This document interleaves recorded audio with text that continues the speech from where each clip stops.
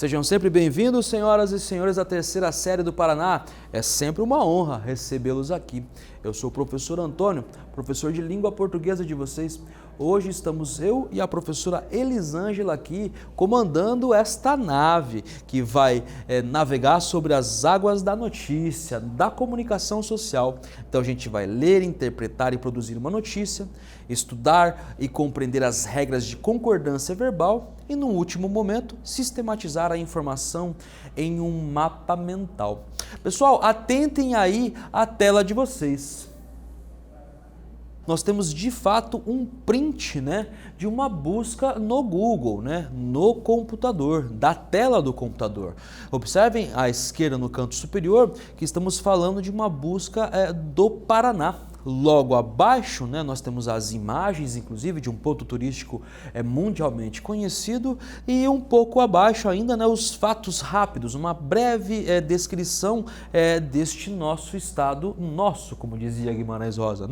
Paraná é um estado no sul do Brasil que alberga as cataratas do Iguaçu, com centenas de cascatas que se estendem ao longo da fronteira com a Argentina e também o Paraguai. Observem agora à direita que nós temos ali de fato o nosso mapa e um quadro, uma caixa aberta com a latitude e a longitude, as coordenadas do nosso ponto. Pois bem, alguma vez na vida você já se perdeu? Você já usou um mapa para se localizar? Para começarmos a aula, aprenda a se localizar diante deste quadro conceitual.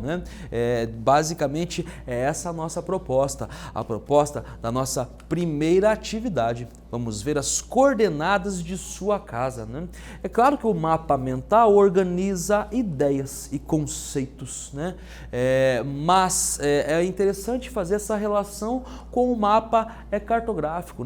Ele nos ajuda a entender o que vamos e como o mapa se realiza. Então, número 1, no computador, abra o Google Maps. Vocês vão encontrar este site ali no www.google.com.br/maps. 2. Clique com o botão direito do mouse no lugar ou na área do mapa referente à sua cidade e seu bairro. Número 3. Selecione a latitude e a longitude para copiar automaticamente as coordenadas, como visto aqui no nosso ecrã. E finalmente, compartilhe suas coordenadas com um colega. Vamos nos encontrar no tempo e no espaço. A gente já volta comentando com vocês o nosso gabarito.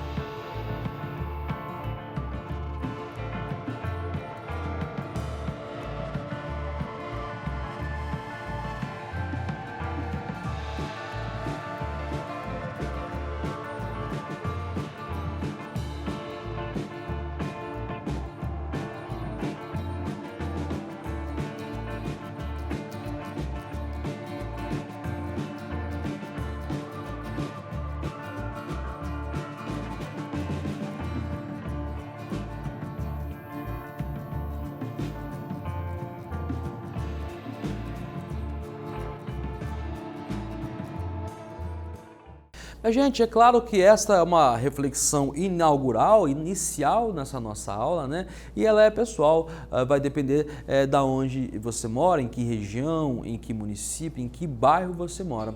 Né? Mas a proposta era que vocês percebessem a função de um mapa, né? A de representar o espaço no papel.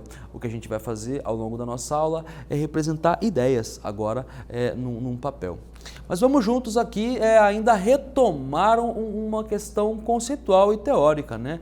A notícia é um tipo textual que possui o objetivo de informar o leitor sobre determinado assunto, que pode variar desde política até a saúde, passando por economia, segurança pública e por assim adiante. Né? É um gênero textual típico do jornalismo, né? Típico da comunicação social. Então, ele circula naturalmente e predominantemente em jornais e revistas e, mais recentemente, em blogs e portais de notícia. Vamos a um exemplo então, né? Interior de São Paulo, após 70 anos, idoso que perdeu o trem durante viagem com a família reencontra irmãos em Tupã. Né? Observem no canto inferior esquerdo uma sequência de 3 fotos de 2 senhores se abraçando. Né? Só analisar o nosso título, a manchete da nossa notícia, eu já posso imaginar de quem se trata. Mas vamos conferir essa hipótese lendo o corpo do nosso texto, a começar pelo lead, que é este primeiro parágrafo. Laudelino é da Bahia e se separou dos irmãos aos 13 anos, quando eles foram para São Paulo em busca de melhores condições de vida. Trabalhador rural, mora no distrito de Parnaso e tinha medo de nunca mais encontrar a família. Atentem ainda que a nossa notícia é assinada por Júlia Nunes, né? Ela foi veiculada no G1, Bauru e Marília, no dia 22 de novembro de 2020.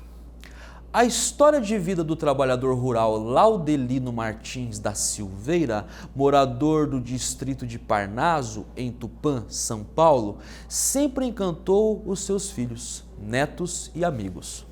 Aos 13 anos, ele se atrasou para voltar ao trem durante uma viagem com a família e se perdeu dos parentes por 70 anos.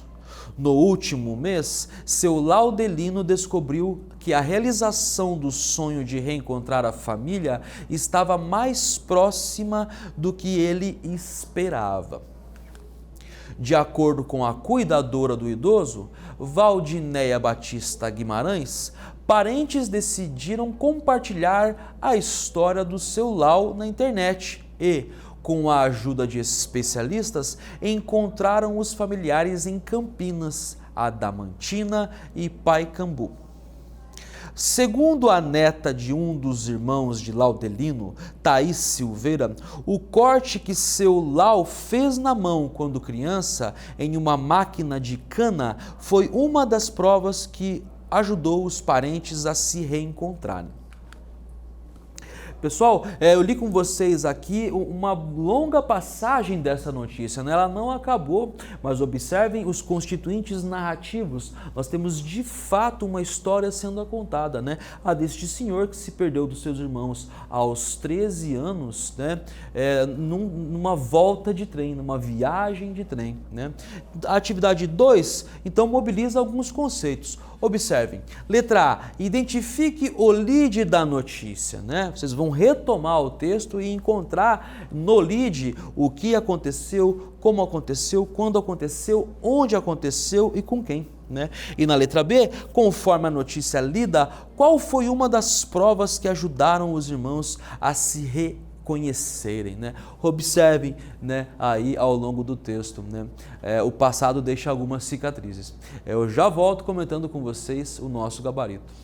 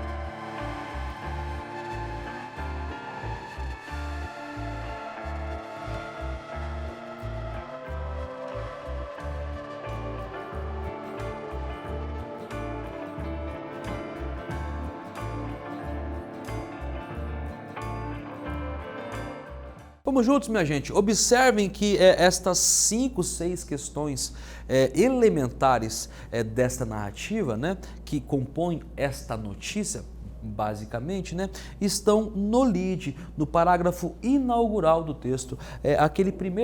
Aquelas primeiras 3 ou 4 linhas que concentram essas questões. Então, identifique no lead da notícia o que aconteceu, como aconteceu, quando, onde e com quem.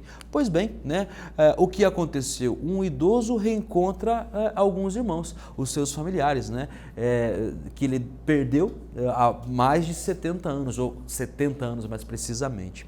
Como, né, essa história aconteceu, né? A história foi compartilhada na internet. Observem aí, né, as contradições do mundo moderno, né? Que ferramenta fantástica possibilitou um reencontro de uma família que não se via há 70 anos, né? Quando? Recentemente, né? Agora, no final, na segunda metade de 2020, né? Aonde o distrito do interior de São Paulo, né? O distrito de Parnaso, né?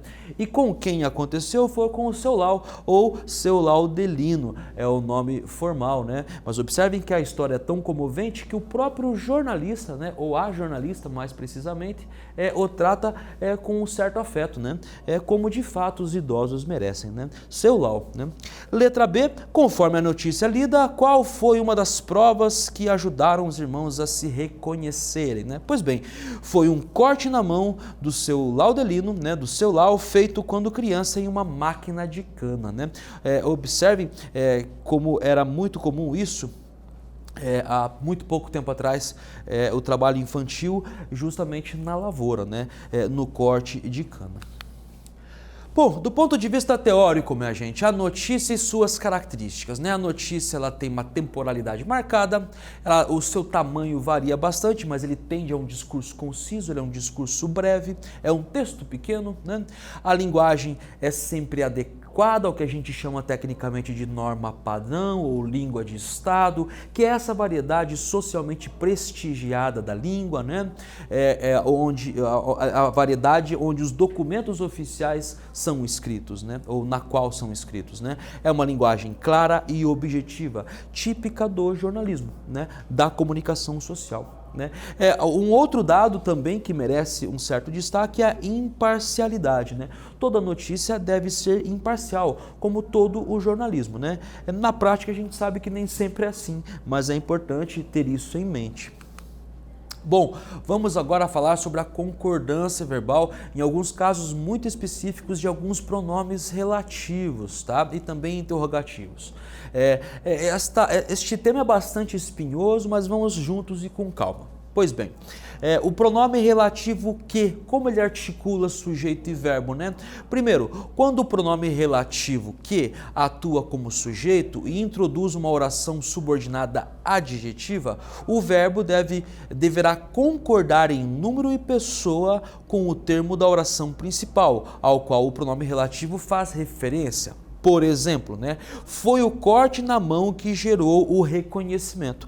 Observem essa sentença, né, este período. Foi o corte na mão que gerou o reconhecimento. Pois bem, nós temos aqui duas orações num só período, num período composto, né?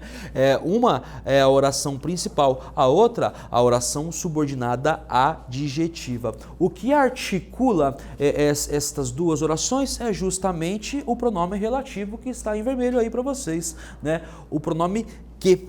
Observe então que se eu perguntar, né, objetivamente o que gerou o reconhecimento, a resposta é imediatamente a oração principal, o corte na mão, né? Pelo menos esse fragmento da oração principal. Então nós temos aqui uma concordância de número e pessoa, né? Singular mantém o singular. No caso, se a primeira, a segunda ou terceira pessoa, mantém-se a primeira, a segunda ou a terceira pessoa. No segundo caso, gente, quando o pronome relativo for antecedido, né, ele vier antes, né, da oração principal, pela expressão uma da, ou uma das, ou um dos, né, o verbo da oração adjetiva vai para o plural. Observem o nosso exemplo, que vai ajudar vocês a compreenderem a estrutura. Cuidador de idosos, uma das profissões que mais cresceram no país, né? Observem aí a coloração dos nossos registros que ajudam vocês a estabelecer a articulação, né, entre sujeito e o verbo, ou seja, a concordância verbal, a reconhecer aqui a concordância verbal. Neste caso aqui, quando usamos uma da ou um do, né, ou seja no singular ou no plural, o que nós temos é essa obrigação, por assim dizer, de encaminhar essa concordância para o plural. Quando a intenção é de destacar o sujeito do grupo, o verbo deve ser utilizado no singular. Sim, gente, este é um dos casos mais engraçados, né? Observem o nosso exemplo. A pessoa idosa é uma das pessoas que mais se perde em viagens, né? Observe que em verde nós temos essa relação aqui, ó, que articula, né, a concordância. Se perde, nós estamos aqui diante de uma expressão no singular. Né? É a pessoa idosa, né? É ela que eu estou dando destaque, eu quero destacar ela dentro do grupo, né? Então eu mantenho a concordância no singular. Sempre do ponto de vista formal, né, minha gente? Na fala há muita liberdade que não se aplicam essas regras. Estamos falando do discurso jornalístico, da notícia.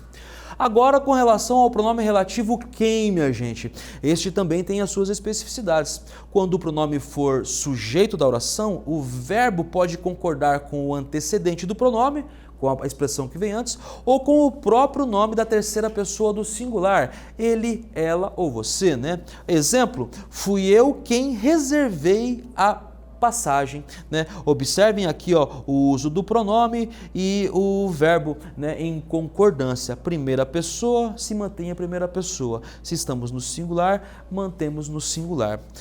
Mas também existe essa outra possibilidade. Fui eu quem reservou a passagem, aí dando uma certa impessoalidade ao verbo, né? Também é uma opção, é uma questão de estilo, não há nada de errado com nenhuma dessas variações.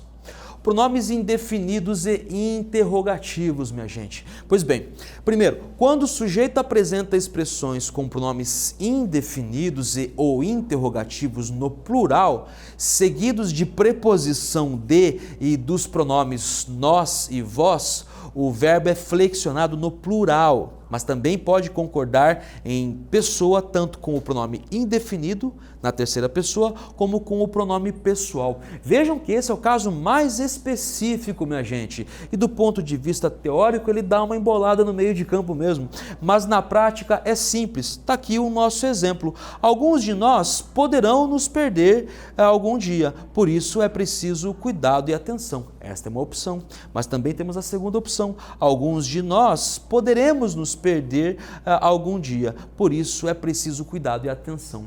Observe que o primeiro exemplo com poderão, né, soa um pouco estranho, mas não tem nada de errado com isso. Bom, segundo caso, quando o pronome indefinido ou interrogativo estiver no singular, o verbo concordará com a pessoa pronominal, a terceira pessoa do singular, gente. É o que a gente chama aí de a realização mais impessoal que existe. Por exemplo, nenhum de nós merece se perder, né? Observem a concordância entre o pronome aqui impessoal e aqui o nosso verbo, né? Nenhum e merece. Há uma concordância estabelecida entre o sujeito e o verbo. Casos especiais com o sujeito composto, né? Pois bem, vamos lá. Quando posposto ao verbo, ou seja, quando o sujeito vem depois do verbo, né, há duas possibilidades de realizar a concordância. Primeiro, o verbo no plural, concordando com todos os núcleos. Por exemplo, entraram na estação de trem o idoso e várias outras pessoas. Entraram na estação de trem o idoso e várias outras pessoas. No segundo caso, o verbo no singular, concordando apenas com o núcleo mais próximo, caso ele esteja no singular. Por exemplo, entrou na estação de trem o idoso e várias pessoas. Observem aqui que aqui inclusive eu chamo a atenção, eu destaco um dentre vários elementos do nosso sujeito. Neste caso aqui, o idoso. Bom, vamos agora para a nossa atividade 3, minha gente. Vou deixar com vocês aí um desafio, o do mapa da concordância verbal. Em grupos, montem um mapa mental com informações sobre concordância verbal que estão nessa aula e pesquise outras. Use o GoCom, disponível em www.gocom.com. Seu mapa poderá ficar semelhante à imagem ao lado à medida que for adicionando os dados. Mãos à obra, minha gente. Vamos aí articular esses conceitos e essas ideias no nosso mapa mental.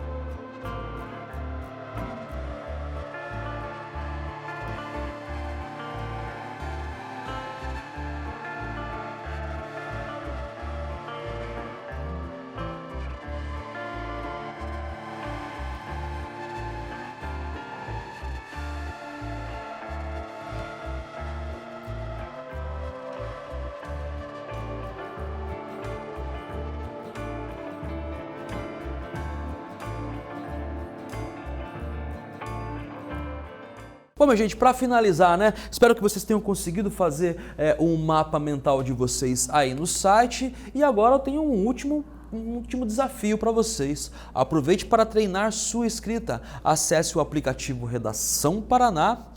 Selecione uma produção textual de notícia e faça uma redação para o seu professor. Não esqueça de revisar seu texto antes de entregar. Sempre revise a concordância. Bom, nós lemos e interpretamos uma notícia sobre alguém que se perdeu e reencontrou a família. É basicamente assim a vida. Aprendemos sobre a concordância verbal e sistematizamos as informações em um mapa mental. Eu me despeço de vocês com um abraço carinhoso. A gente se vê em breve.